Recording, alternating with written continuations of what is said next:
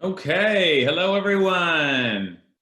Everyone is sin-free. How does it feel? We are clean and sin-free. It feels good, right? Okay, so we don't have to. Nothing distracting us today as we dive in. We just pure as the driven snow. Okay, so just a few preliminary announcements.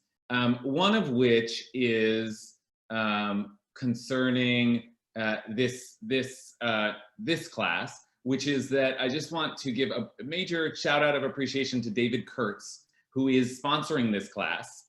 And the reason that David Kurtz is thank you to David, yay! The reason that David is sponsoring this class is because last week we studied Parshat Hazinu, which is mostly in the form of a poem, and we used that opportunity to discuss the very idea of biblical poetry and what it's doing there, and in particular what this poem is doing there, because there's in the parsha right before in Vayelech there's a lot of kind of setting up. Oh, you should write a poem. You're going to write a poem. It's important that you write a poem, and we thought about the purpose of poetry, but towards the end of that conversation, some of you rightly felt like, wait a minute, but we didn't actually analyze the poem. Like, can't we actually analyze the poem itself?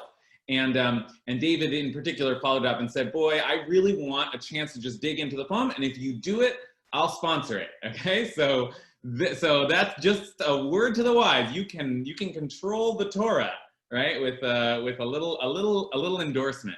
That you're the Torah that you're going to receive. So thank you to David, and very happy to respond to that desire. And you're right, we really should take a look at the poem itself. And also, and this is the only other announcement, we're in a little bit of a funky time of year with regards to my great love, the Parsha, the weekly Torah portion.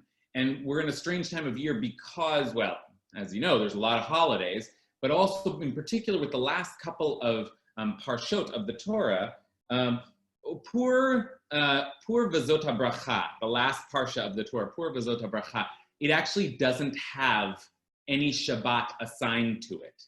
Because we read the end of the Torah on Simchat Torah and then head right into Bereshit, there's never a V'zot HaBracha Shabbat.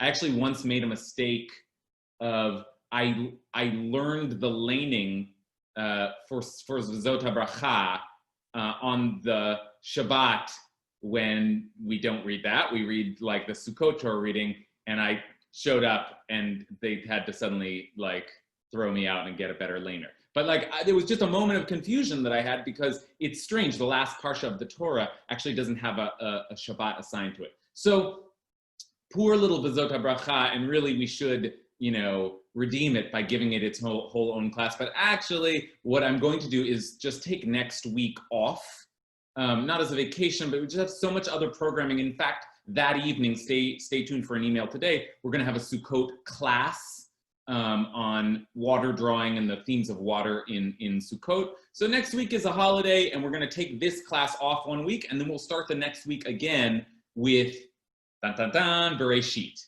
with Genesis. Okay, so with that said, let's get into it today. Let's take a look at this poem. Let's actually take a look at this poem.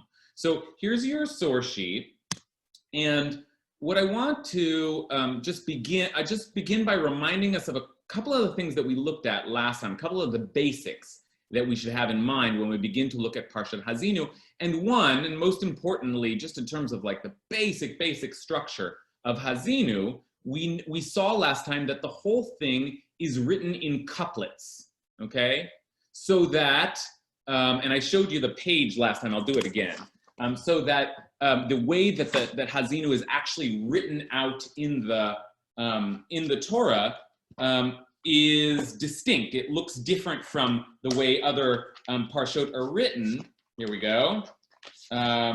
Here's a regular page of the Torah. And then if you flip it to Parshat Hazinu, you get this little like schema here, in which the lines go across, and each column here has a corresponding second half of its verse here. So these are all in dialogue. So let's just take a look quickly at the way that works. We saw this last time, but this is the first line. And I'm indicating the space with just some dashes here. It's a little hard to format here. But Hazinu hashamayim ba'adabeira v'tishma haaretz imre fi. Okay, so that's the couplet. But the other thing that we noted about the couplet is that, and in the English, we'll break it up not with dashes, but just by putting it on a separate line. So, give ear, O heavens, and I will speak. Let the earth hear the words I utter. So, as you can see, it's not just that the verse is broken up, but there's a kind of parallelism that runs throughout, so that every verse has two ways of saying things. Right? You can see here that these two parts of the verse are essentially the same, but they're so similar that the differences are stark, right? And here, the biggest difference is the heavens and the earth. Those are two entirely different things, but also like linked by their opposition. So, give ear, hear. O heavens, earth. I will speak, words I will utter. Okay, so that, we went over this last time, but that is the basic structure of Hazinu. Now, I think we even asked this last time. Let me see if I'm having trouble getting out of this. I think we even asked this last time, but let me ask you now, because it'll be important for us as we move into the poem itself to think clearly about what function that parallelism is serving. So let me ask you, what does it do in a poem, this device of saying everything twice and saying everything in like a slightly different way once, and then sort of a similar formulation, but in different words? Why do that? What is that? What function does that serve? What poetic function does that serve? So let me just see if anyone has a strong response to that. Noah? Yeah, I'm not quite sure about the poetic function because I'm not a poet, but I think it's saying it like, give ear, O heavens, let me speak, let the earth hear the words I utter. It's saying that these words are so important that they need to be said over and over again so that they're constantly in mind. Great. I think that's a good answer. That is, there's something in this poem itself that messages the need to really be attentive to words, so much that every word in a sense has to be said twice. Listen to the words that I say. That's okay, good. So that might be part of the function. Other thoughts? Wendy. I believe in it when things are repeated in the Torah. There are times where Avraham, when words are repeated, it's like a clue. Hey, this is something really even more important than anything else. I think also you're talking about poetry, and poetry to me is music. Prose is music, and when you repeat a theme, first of all, there's a rhythm to it. So it sticks in it really you can resonate with it a little bit easier because it has a rhythm. And it's also the same thing as being said, but different ways. It's as if you can't hear it this way, if you can't get it in this sentence, maybe you'll get it in this one. This point has to be really taken to heart. Okay, good. So the repetition, and this is a classic device of the Torah, serves the function of really emphasizing and drilling down the importance or significance of an idea or a word. But this kind of repetition also does the opposite thing at the same time. Like, we emphasize, but we also distinguish, right? Like each repetition is also a deviation. So there's this way in which we are emphasizing the idea, but we're also complicating it as we do. We're also nuancing it. We're also perhaps contrasting it with a different expression of the same idea. Okay, So that is, I think, what Wendy's given us is a very good opportunity to get into the words themselves of this poem, because there are many ways to analyze Parshat Hazinu. It's a long poem, actually, and we'll only be able to take one pass at it today. And I guess remember the purpose of the poem, right? We talked about this last week. The purpose of the poem, God kept saying, was to serve as an aid, to serve as a witness for you in future generations. And what God suggests is that, and Moses seems to agree, is that the people will eventually go into the land of Israel, and they will, you know what we do, we're Israel, will eventually forget God, start worshiping other gods, and then you know what God does, like curses, calamity, punishments, things will get bad for us. And then eventually, you know, it's like the same old cycle. Eventually we call out and God finally redeems us. And that's like, you know, it's a familiar trope in the Torah, but Hazinu cycles through that. And we, so that's the backdrop. We don't have time to really cover all of the movements in there, but it's not a pleasant poem. I mean, the last lines here are, "O nations, acclaim his people, for he'll avenge the blood of his servants, wreak vengeance on his foes, and cleanse the land of his people." Like, that's like heavy, like gruesome, horrifying stuff in here. But as we speak, I want to take us through one layer of analysis today, and to me, it's the one that jumps out most prominently. You know, in the midst of all of this, like, oh, there we go, we're screwing up, God gets mad, like classic tale. As we talk about repetition and the way we repeat but change words, it is worth noting that there is one word in this poem that is repeated and not changed, but repeated again and again and again. It's very prominent, and it's the Leitvort, the repeating word that is, as Wendy was saying, classically the Torah makes prominent by its repeated usage. But of course, it isn't just the Torah here, it's Moses. This poem is recited by Moses, so we can say Moses repeats one word again and again and again and again. And we don't have to, it's not hidden. We don't have to go searching for it, because we'll go back to the source sheet here. We just looked at, I wanted to give you also just a copy of, hold on. I wanted to give you, just in case you want to look through the poem, just so you're not limited by my formatting. Let's see here. I want to just give you a copy of the whole poem. Sorry.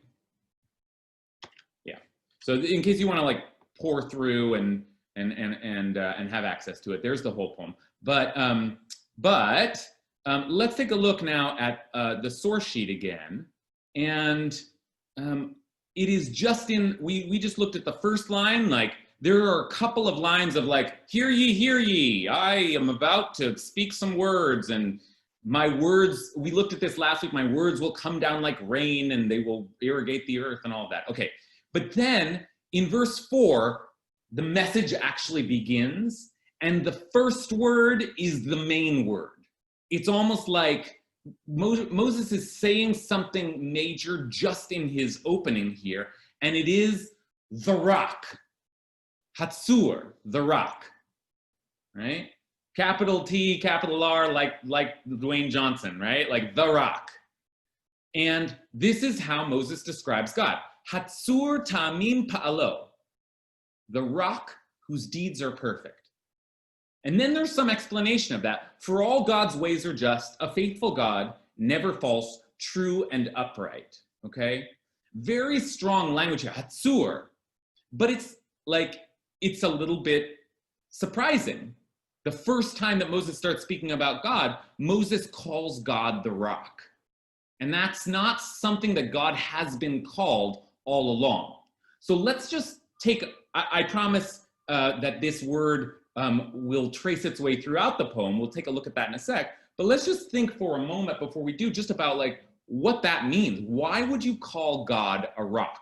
And just so we get a little bit of a fuller picture, I just want to remind us that we do see that metaphor for God used later, right? Here's a famous expression in the Psalms: may the words of my mouth and the prayer of my heart be acceptable to you. Eternal One, Tsuri v'goali, my rock and my redeemer, right? There's a famous song, Tsuri goali, right? So that comes from this.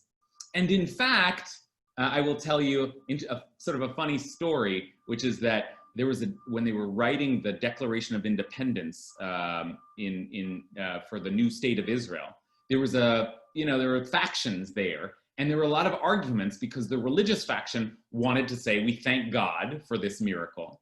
But the secularists, who are really in charge, of that sort of pioneering project, were not comfortable with inserting God, and they agreed. And you can look in Israel's Declaration of Independence as "B'vitachon b'tzur Yisrael," with trust in the Rock of Israel. Right? That was like a compromise. Like you could look at it like it's just the Rock of Israel, like prudential, the Rock, whatever. Like think of it that way. Whereas the religious people knew that in Psalms, in Hazinu, the rock is a metaphor for God. Okay. One other just reference point, and then I want to turn it out to you, is that we actually did see, I just want to note that we did see God called the Rock of Israel by Jacob, who in his blessings to his son says, yet his bow stayed taut and his arms were made firm by the hands of the mighty one of Jacob. There the shepherd, the Rock of Israel, the God of your father who helps you. Okay, different word for rock here, Evan, which you might say the stone of Israel. But okay, so, did I screen share that? I didn't screen share that. Hold on, let me just show you that. I'm getting these holidays are. So just what I just read there, the Evan, okay, the Rock of Israel. That's what Jacob said.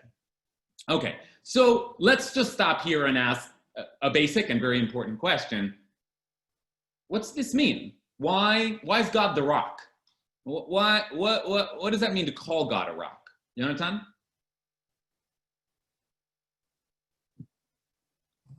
There we go. Yeah, I think there's a casting here of God as a source figure, as an anchor point. I think it's very deliberate how there's a grammatical similarity between the word tzul and yetzirah, right? The creation. The way these words are structured, it really is as if God is a source and everything else is derivative. Okay, God is the rock, meaning God's the base, God's the foundation, God's the upon which it all rests. Very nice. Alexandra? I really like what Jonathan just said. I don't know if my comment is sort of too tenuous a connection or not, but to me, I immediately thought of Moshe hitting the rock, and this is him saying goodbye to the people, and so, or part of his goodbye, I think, and so I was wondering if it might be him saying, look, I wasn't angry at you, I was angry at God. It's not your fault. Like, don't blame yourselves that I'm not coming with you. I was just angry at God. Okay, terrific. So I have a rule, which is for myself, which is I have enough experience with this group to know that like I can't trick you. I can't pull any, because the group is generally too smart for me. So I was going to hold that till later, but my rule is if someone unearths the secret, we got to go straight to it. And that's right. One of the things we have to think about, imagine the class had been going for a half an hour now and suddenly there's a big reveal, but Alexandra's given us the big reveal, which is one of the defining moments in Moses's life takes place around a rock. It is in some ways the great tragedy of Moshe's life, which is that he is told by the people are thirsty, and he's told by God to, here it is, it's in the book of Numbers. And the Eternal spoke to Moses saying, you and your brother Aaron take the rod and assemble the community before their very eyes. Order the rock to yield its water. Thus you shall produce water from the rock and provide drink for the congregation and their beasts. Moses took the rod from before the Eternal as God had commanded him. Moses and Aaron assembled the congregation in front of the rock, and he said to them, Shimona Hamorim, listen, you rebels. Shall we get water for you out of this rock? And Moses raised his hand and struck the rock twice with his rod. Out came copious water, and the community and their beasts drank. But the Eternal said to Moses and Aaron, because you did not trust me enough to affirm my sanctity in the sight of the Israelite people, big question mark, in what way did Moses not trust God or affirm his sanctity? Right? Therefore, you shall not lead this congregation into the land that I have given them. Okay, so this is massive. What Alexandra's introduced here is just a massive factor to consider. We're going to look at a poet who composes a poem about God, calls God the rock, and the backstory is that poet, the worst moment in his life was when he struck a rock instead of talking to it, and for that, he was prohibited from entering the land of Israel, the land that they're about to go into. And this is one of the great, I don't even know, one of the great dilemmas, problems, catastrophes, frustrations of our tradition of commentary on the Torah. Everybody's trying to figure out, what did Moses do that was so bad? How could it be that the guy who saved us from Egypt, the guy who's led us all this way, is now not going to be able to cross over into the land of Israel because he didn't do the rock thing right? It's like I've written essays just on that question. What did Moses do? But whatever Moses did, he did something wrong with the rock, and that was the great curse of his life. So I've spoken out probably more than I need to what Alexander said quickly and elegantly, which is that Moses's own life tells us that he has some deep relationship with a rock. Okay, Hannah. Oh, I was going to say something about names of God. Are we back to that? Yeah, sure. Okay. This is sort of related to what connects with what Yonatan was saying about God being a foundation, but my first thought was actually about the name of God, Makom, and how we use Makom to mean God as a... Makom means the place. Right, which is also what we use to talk about any kind of physical place or space, and that similar to what Yonatan's saying, that there are these different appellations for God that we use that specifically refer to staticness, or spaces or things that we think of as established and allowing us to then build from there. And so rock and place to me seem both in that kind of realm. And how are we referring to God as a physical space or experience from which everything else is derived or created, similarly to what Yonatan was saying. Yeah. But Makom to me is the other connector in that space. Okay, great. So I think you are building on what Yonatan was saying, but what you're adding to it is that there's something about this that introduces physicality in the way that Makom introduces the idea of space. And that's metaphors for God are always just a metaphor, but of all metaphors, the one that's about like matter, stuff, material, that's a very interesting, the idea that, and I think you're right to point to other names of God that seem to be spatial, but that's worth thinking about here. Rachel. Yeah. Hold on one second. I have an electrician here. I told him he could interrupt me once, so just hold on 1 second. Yeah.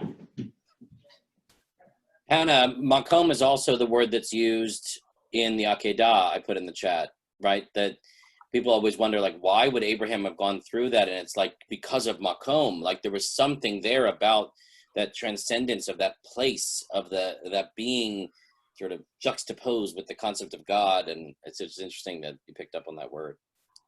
And also with Yaakov in Parshat Vayetze when he was at Beit El with the rock and the dream of the ladder.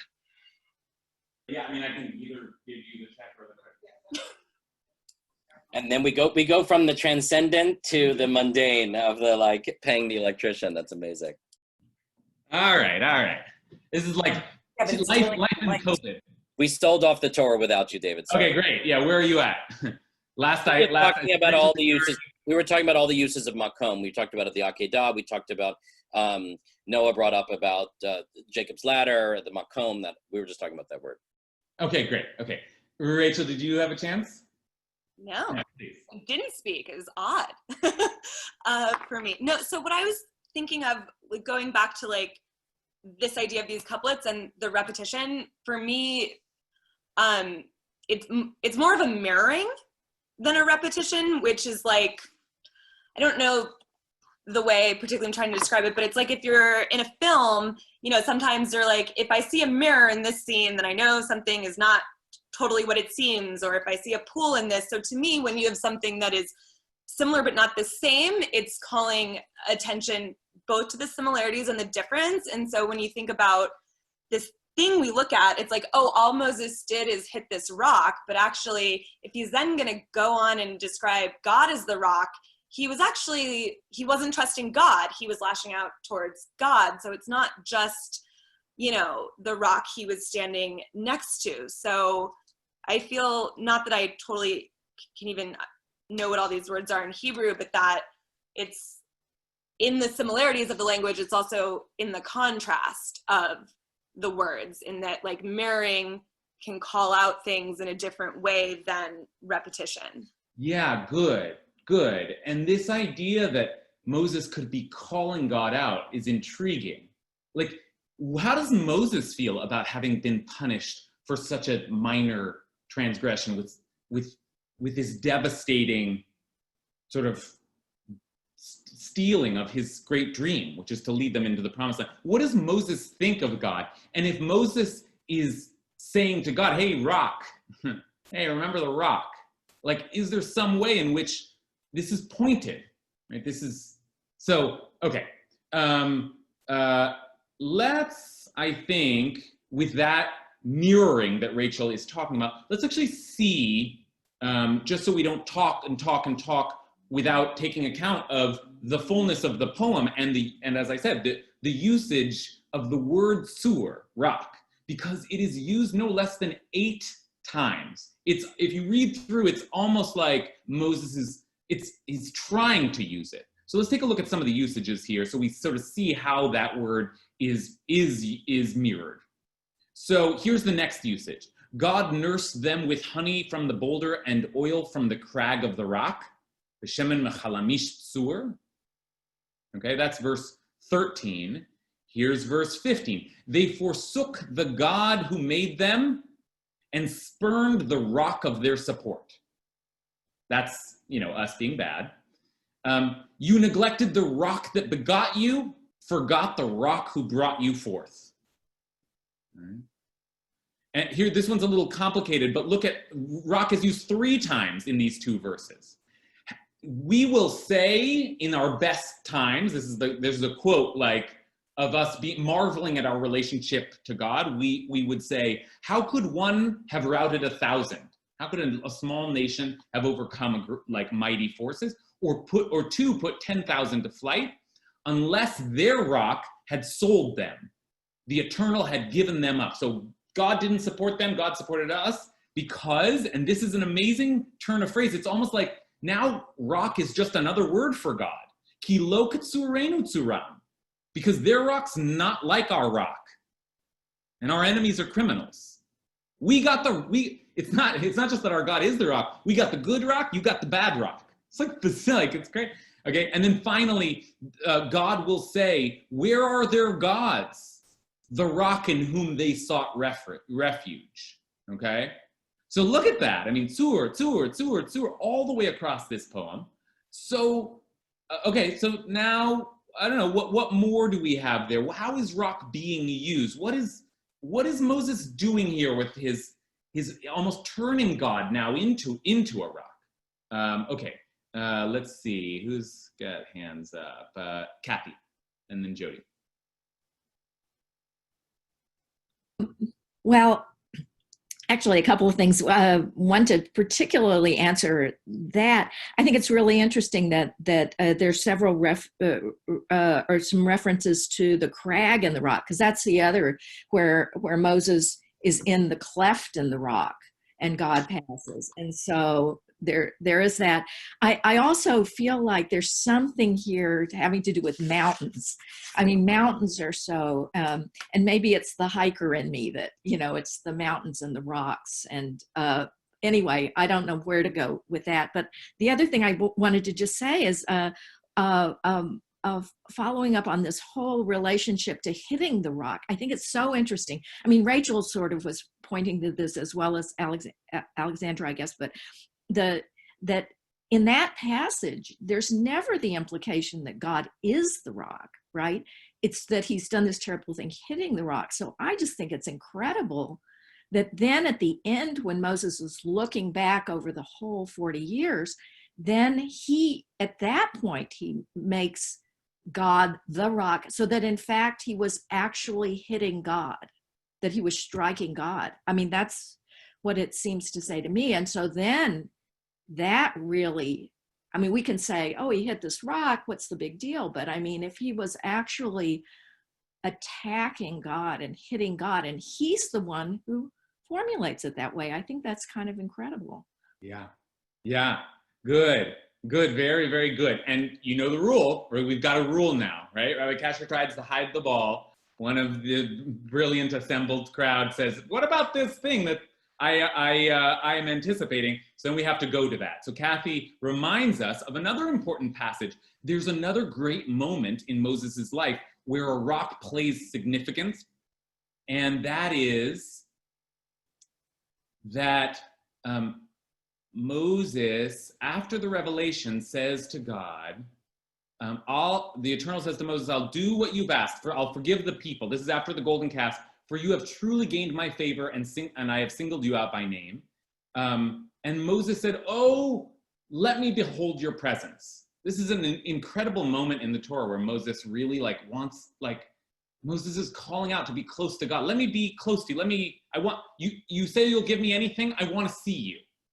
And God answered, I will make all my goodness pass before you, and I will proclaim before you the name of the Eternal and the grace that I grant and the compassion that I show. But God said, you cannot see my face. For man, people cannot see me and live. And the Eternal said, and here's the rock, see, there's a place near me. Station yourself on the rock, and as my presence passes by, I will put you in a cleft of the rock and shield you with my hand until I've passed by. And then I will take my hand away and you will see my back, but my face must not be seen. So that's a remarkable thing. What Kathy has suggested here is that Moses has this memory of a terrible incident with a rock, but Moses also has this incredible, as close in some ways as Moses ever got to God, right? Even Moses, who spoke to God face to face, still couldn't actually behold God. But when Moses did behold God, it was because God put him in a rock, and that's where it happened. So now, Kathy says, Moses is processing all of those experiences, and suddenly there's a move that Moses makes where he says, you're the rock. You're the rock. So, okay, so let's keep going. Let's keep going from here. Jody? And wasn't there an incident later when Elijah has a confrontation with God at Horeb, and he gets these rocks to go on fire or something like that? It's also this association of God's presence through a rock. But actually, what I want to say is so much of the commandments are about not making a pesel, not making an image, and you're not so out of wood, rock, and here he is doing it. So I think there's a repeated pattern of saying, don't make images, but except for these images, like the Kruvim, the cherubs that are on the Aron, you can't resist. It's interesting. They're in this rocky desert, and the image is not going to be of a tree. God is a rock. So I love everything you just said, Jody. It's important to remember, I'll never forget being taken on a tour through the desert in Israel, and the tour guide asking us to close our eyes and picture nature. Of course, I'm in the redwood forest, and he's like, okay, what did you picture? And he said, when I picture nature, I picture just sand and rocks. That's nature for me. And that was nature for Moses, right? So this is the landscape that he's dealing with here. But Jody's also right that there's something, not just, as Hannah said, physical about this, but also like in its physicality, something that smacks of inappropriateness, idolatry, right? Like, don't make a form of God. Don't carve a rock into God. Don't set up a matzeva, a rock that worships. Don't, right? And yet there are like, and yet carve the tablets, and yet, you know, and yet this. Okay. Oh, our sponsor for the day, David Kurtz. No, I really thank you, David. It's really like, it's a great thing to be able to. You're welcome. I just wanted the number for your electrician. No, part of going later is that everybody's said what I wanted to say, except one thing, especially about the tablets being made for rock. Moses climbed up the rock to get the rocks. You know, there's a permanence about it. But what just dawned on me too is that all the gods God is speaking about in the other place were gods of nature, storms, you know, clouds, water, sea, you know, all these things that transform and do all this stuff. I've never heard of a god of the rock in all these other, you know, in all these other pagan religions, like a god of the rock. And our God is the God of the rock. This just dawned on me. Yeah. Yeah. Right. Who was it that just mentioned mountains? Mountains, Kathy? Was that you?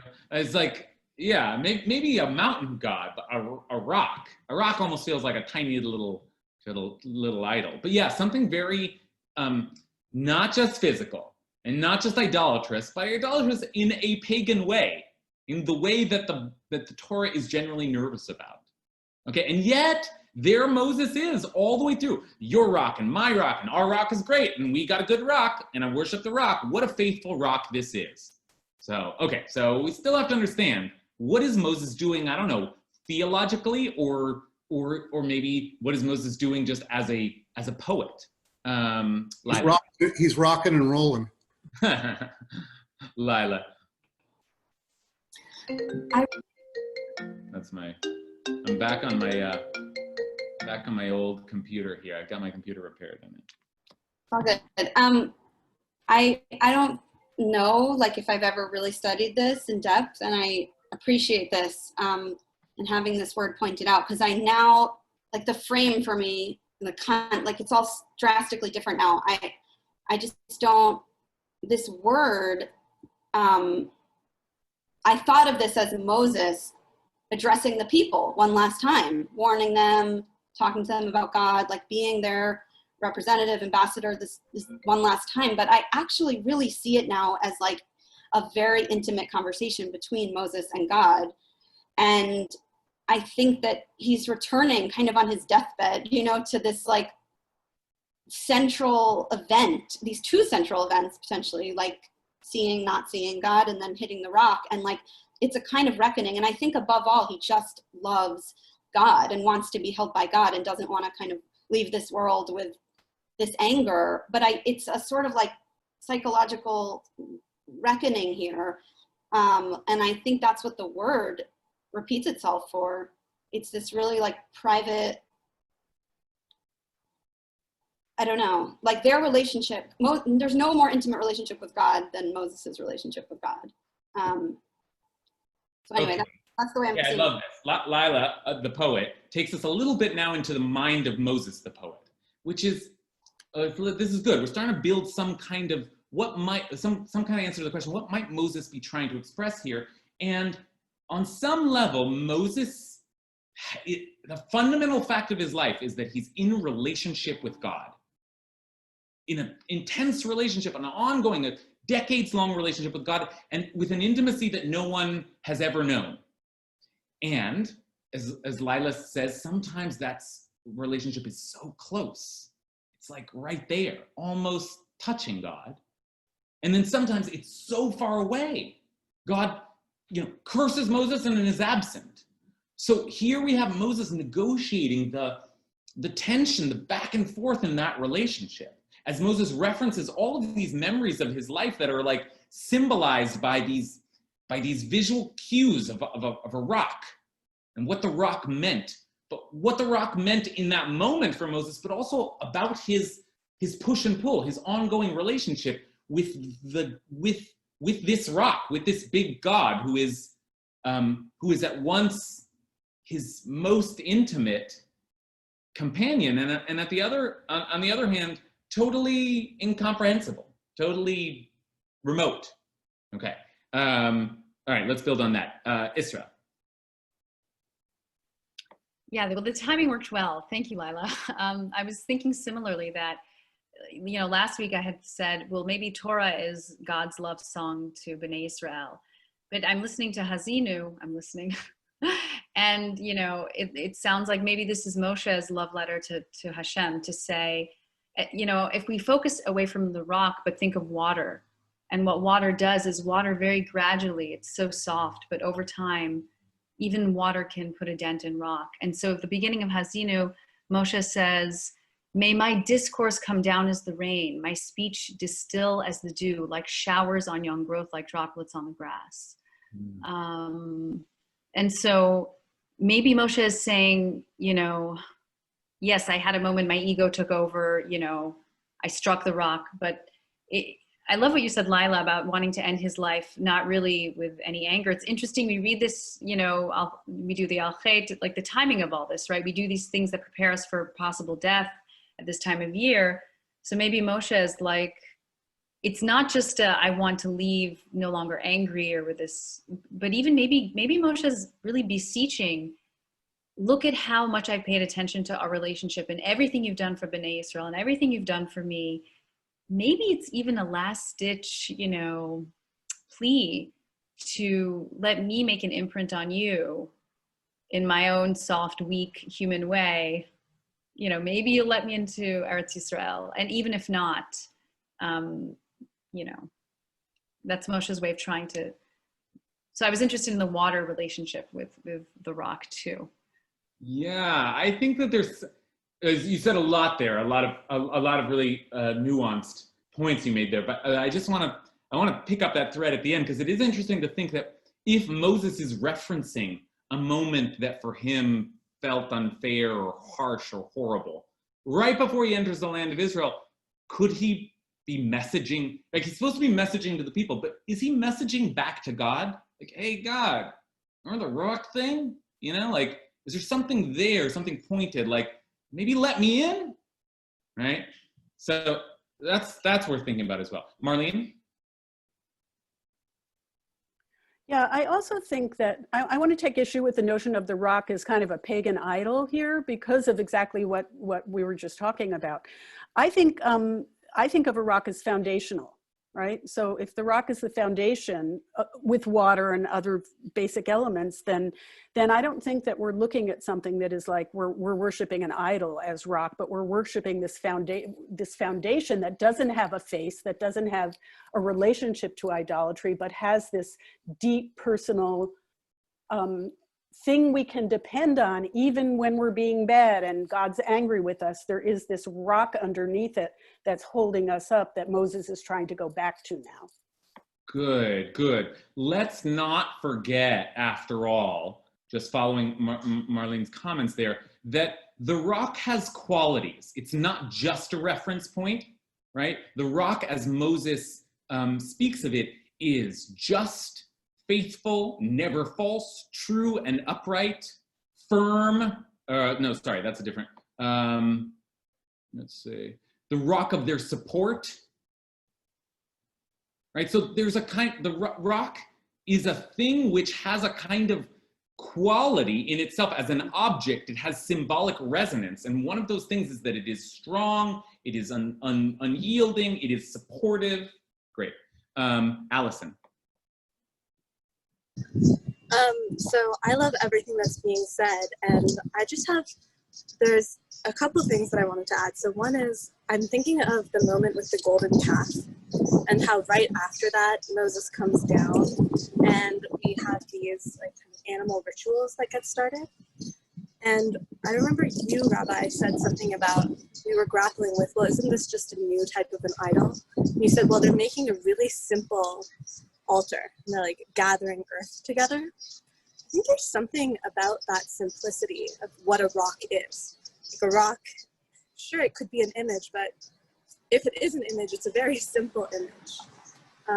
And I think there's kind of a really beautiful similarity between people and rocks in a certain way. You know, like in some way, the fact of each of us being alive is very mundane, right? Like, okay, like we're all here, whatever. On the other hand, like, what a miracle. Like we're breathing every day, we're breathing every second. And rocks are sort of like that too. Rocks are very mundane, you see them all the time. And yet, on the other hand, I took a geology course in college. And you think of what actually goes into the formation of a rock. It's really extraordinary. A sedimentary rock in particular, like through millennia, all these tiny grains of sand that just piled on top of each other and were compressed until they formed something so solid and sturdy. I think it evokes a sense of the eternal also. Okay, beautifully put all of that. But one of the things I want to respond with, what you reminded me, is that in medieval theology, one of the words, and then later Kabbalistic theology, one of the words that is often used to describe God is that God is simple, which is a strange idea, right? Isn't God the most complicated thing? But by that they mean that God is not like this complex, like made up of different parts. God is a pure thing. God is the same everywhere that God is God, right? So without exactly describing God as spatial, there's a way in which if God did fill a space, every part of that space would be the same, right? That's one of the ways that the medievalists conceived of God's perfection, is that God was undifferentiated, pure, the same.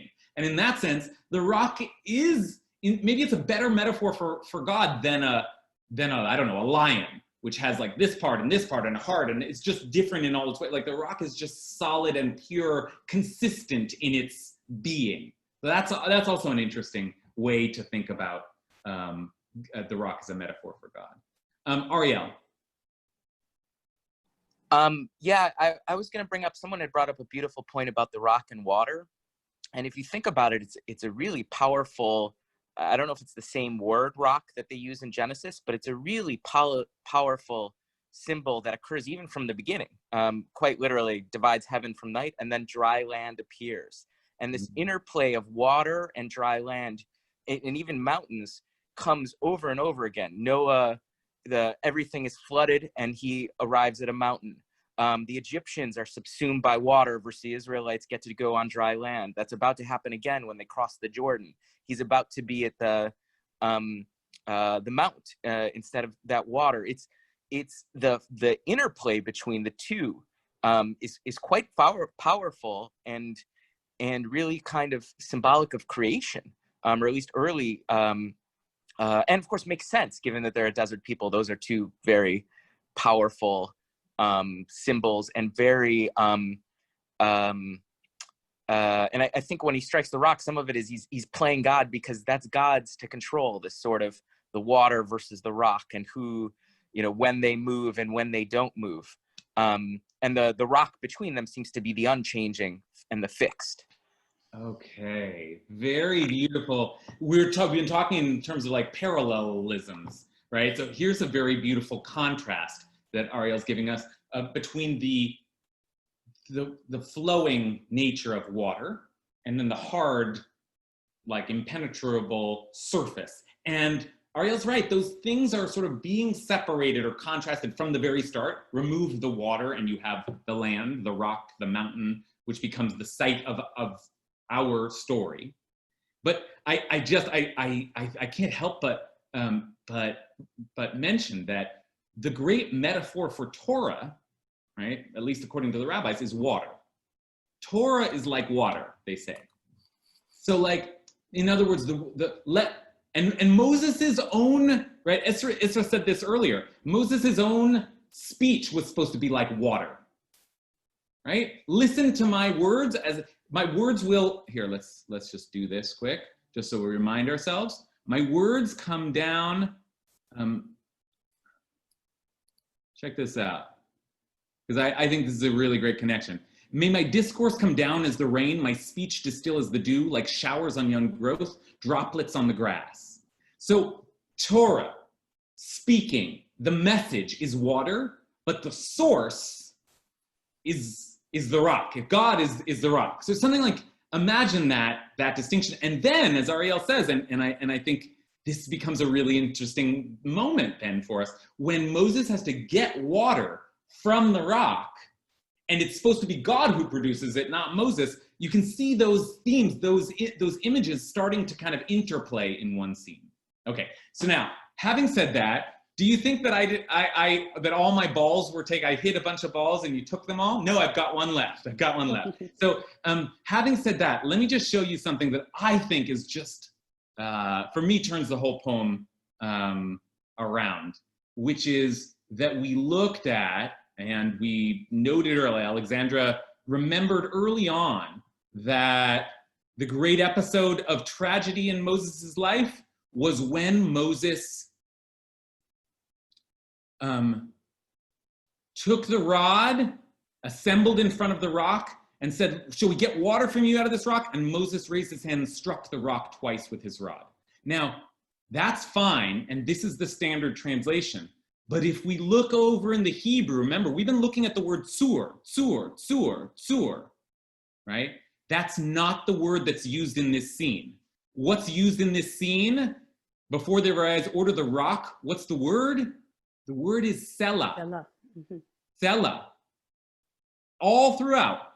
And he hit the Selah, not the rock, but the Selah, which means boulder.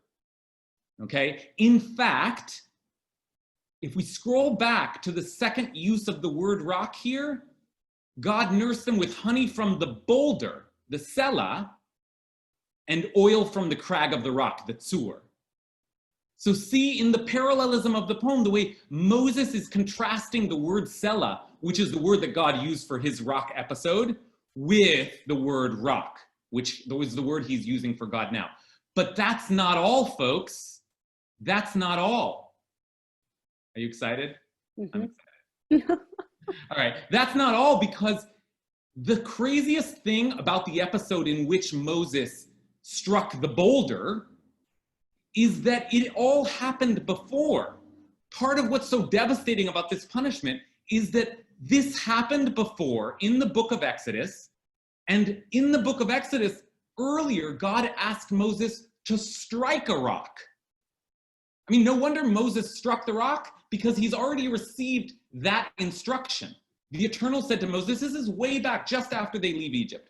The Eternal said to Moses, pass before the people, take with you some of the elders of Israel, and take along the rod with which you struck the Nile and set out. I will be standing before you on the rock at Horeb. Strike the rock, and water will issue from it.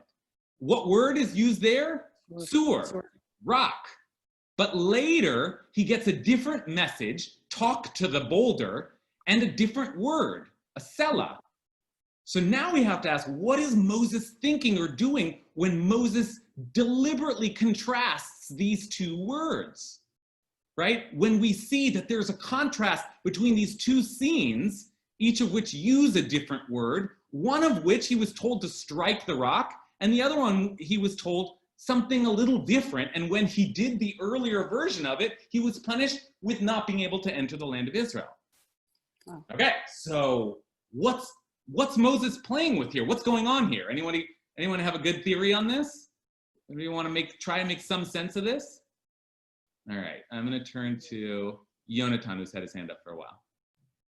So I don't want to drill into that couplet specifically, but I do want to drill into the one about our rock is not like their rock, and I think this ties into the incident at Merivah, the first striking, that there are literal idols of rock, right? And I think what Moses is getting at by using this word, not the Selah but the Tzur, is the pagans make God as they see God, as they maybe want God to be. Our God is what God is. And I think that the message is that God is saying, love me as I am. Don't love me as you wish I was. And the I am, Yonatan, love me as I am. Part of what you have to love is that I am, what? Harsh firm, unyielding, solid. I'm fierce. I'm powerful. You have to love me that way, not like you don't just get a softy version of me because you want one, right? Okay. And nice. sometimes I tell you to hit a rock, and you hit a rock.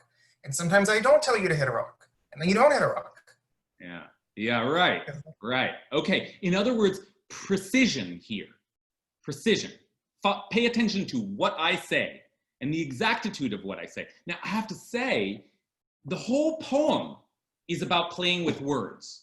Oh, it's this word, but here's another word that's just like it. Here's this word, here's another word that's just like it. And one of the word play, in fact, the only time in the entire poem that Moses uses the word rock where it does not mean God is in this line here.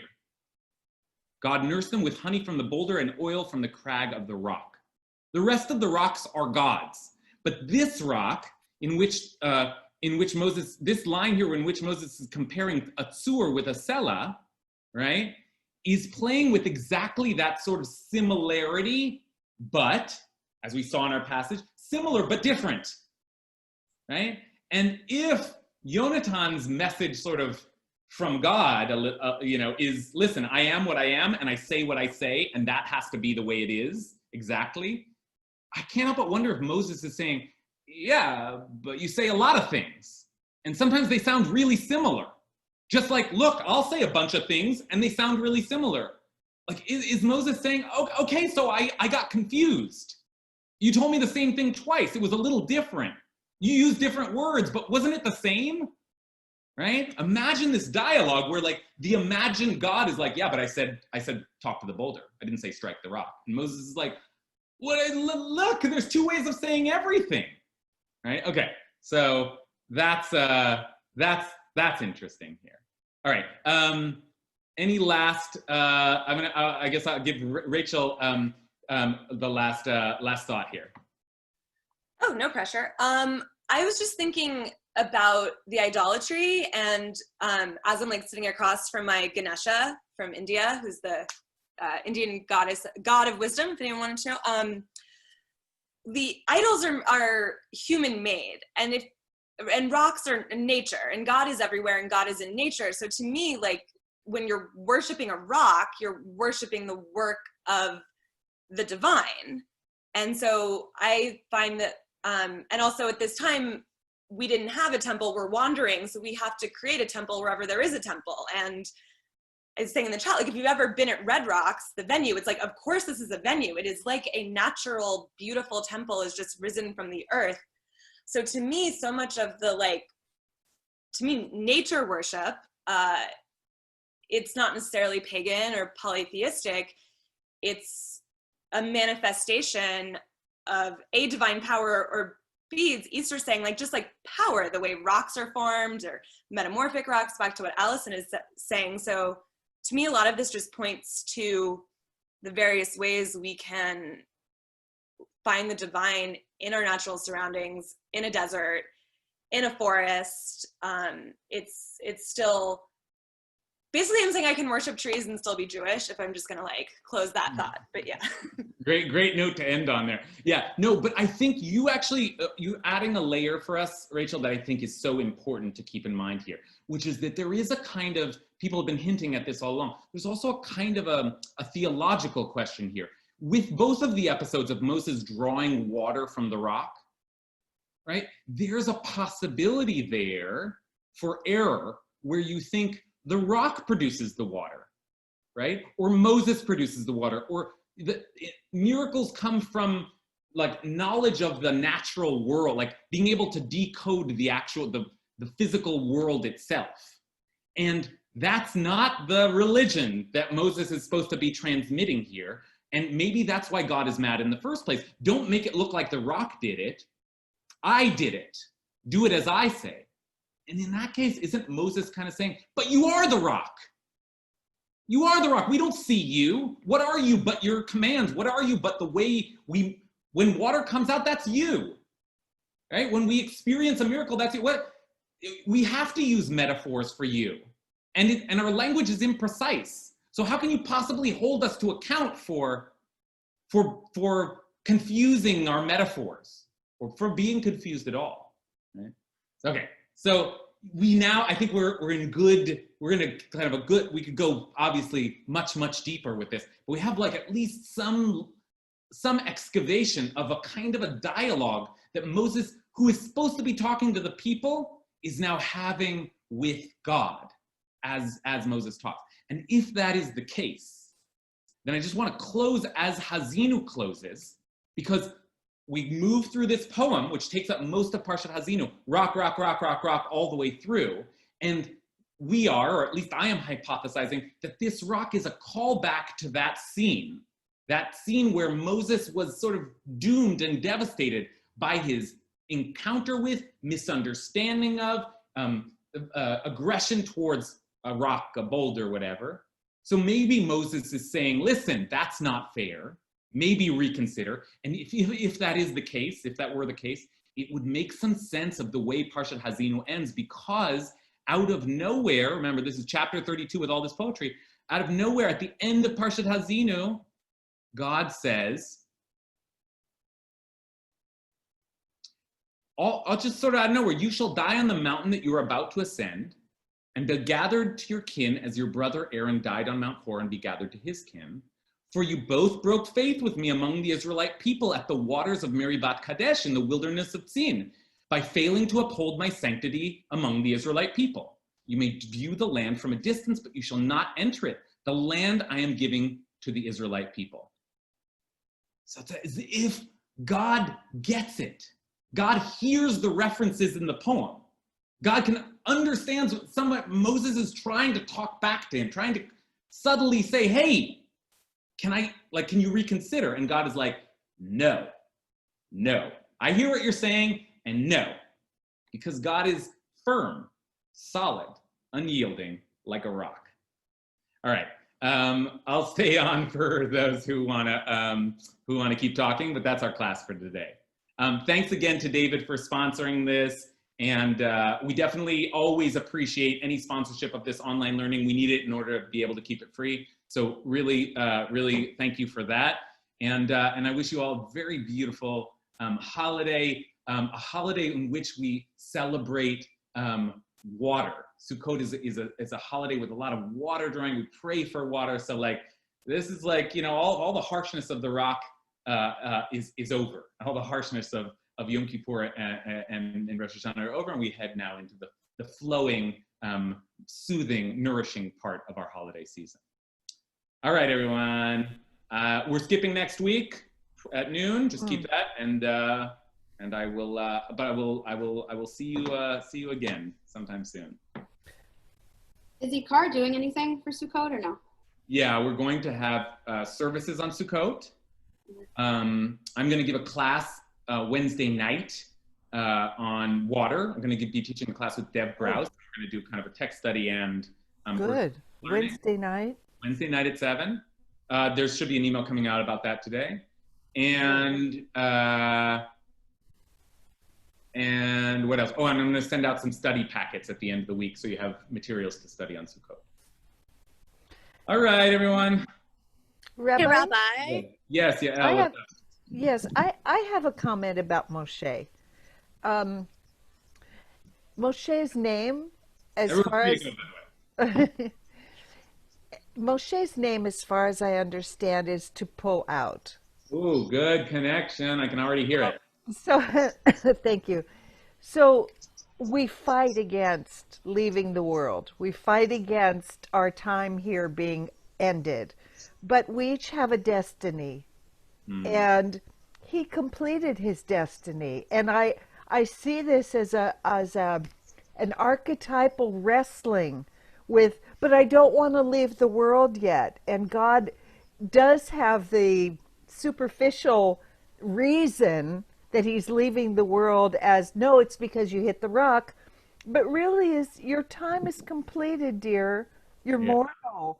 Moshe, it's right in your name. You did it. And I, especially I guess at my age, at 75, we look at our life as what is a complete life. And there are so many things we would like to do, but we've done some of it. You know, we planted the Horeb tree, and no, we're not going to get the fruit, but somebody will. And Yeah, yeah, I love this connection you're making. Love this connection you're making. And it reminds me of a framework that Ariel offered us earlier, which I thought was extremely helpful, contrasting rock, earth, solidity with water, the flowing. And Yael is right. Moshe is called Moshe ki min hamayim mishitehu, because I drew him out from the water. Like Moshe is a water sign, so to speak. God is a rock sign. So there's a way in which like they're so close, but they're so different, right? And Moses's life is about Torah and the flow and the channel.